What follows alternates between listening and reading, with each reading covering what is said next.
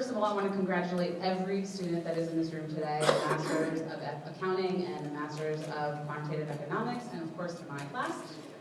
Thank you all for coming out today. Before I begin though, I wanted to acknowledge and make sure to say thank you to all of our professors, the faculty, the administration, and Yeshiva University.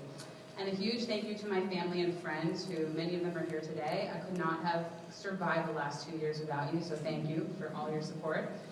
Now that that's been said, today is really about us, the graduating class, and our shared journey.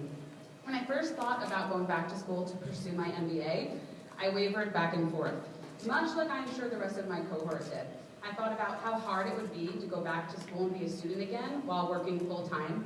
I thought about how I might be in over my head academically because I've never taken a single business or finance class in my life until the past 2 years.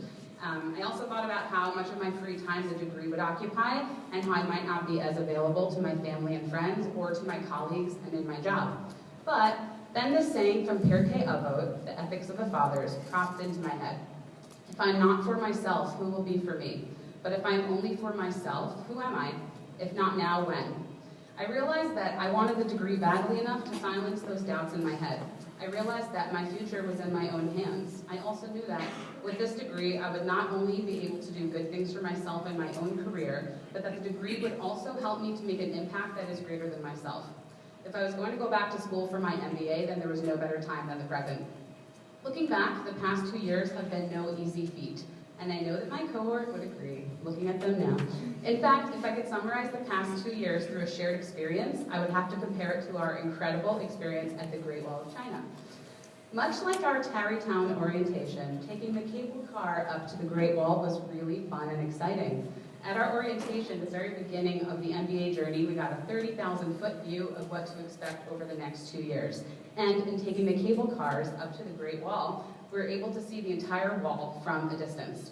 On our first day of classes, much like when we finally got out of the cable cars and stood on the Great Wall, we realized just what a massive structure it was and thought to ourselves, what have we gotten ourselves into?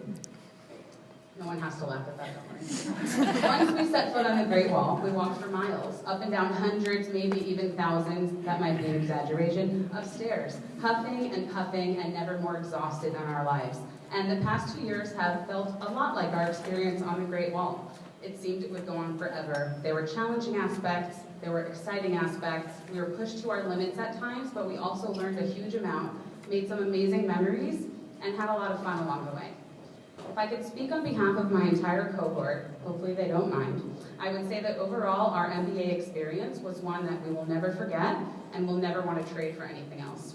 And today, well, today is our toboggan ride down from the Great Wall, you guys. The easy part, the end of the journey, we did it. So what now? How do we move forward from here? How can we each take our MBA and go on to do the many great things we've all been dreaming about? I'm sure it will come as no great surprise that Steve Jobs had a few wise words to say that may help guide us along the next part of our journey.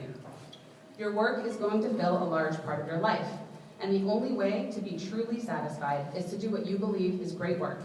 And the only way to do great work is to love what you do. If you haven't found it yet, keep looking. Don't settle. As with all matters of the heart, you'll know when you find it. And like any great relationship, it just gets better and better as the years roll on. So keep looking until you find it. Don't settle. Thank you.